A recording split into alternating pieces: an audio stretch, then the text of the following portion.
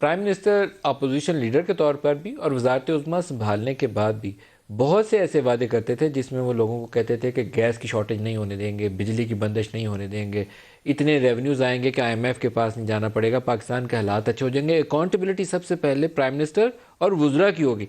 वुज़रा उन्हीं की ज़बानी सुन लीजिए कहते क्या हैं। इंशाल्लाह आप देखेंगे जितनी तेजी से ये मुल्क तरक्की करेगा, जो पैसा बैरून मुल्क पाकिस्तानी यहां सरमायाकारी करेंगे, इस मुल्क में नौकरियां मिलेंगी, खुशहाली आएगी।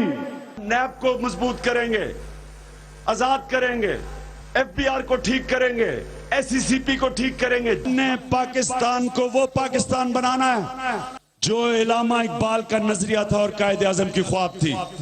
इस्लामी फलाई रियासत। सर्दियों में गैस नहीं, गर्मियों में बिजली नहीं, हर दूसरे दिन कीमतें बढ़ रही हैं।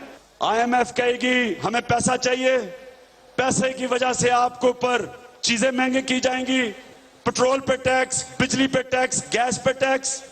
आप टैक्स देंगे, चीजें महंगी हो जाएंगी, आपकी फैक्ट्रियां मुकाबला नहीं कर सकेंगी, बाहर की फैक्ट्रियों का एक्सपोर्ट्स गिरनी शुरू हो जाएंगी, जो गिर रही हैं, कौम गरीब हो जाएगी। इंशाल्लाह मैं आपको साबित करके दिखाऊंगा कि ये पहली गवर्नमेंट आएगी जो किसी किस्म की पॉलिटिकल विक्टिमाइजेशन नहीं करेगी।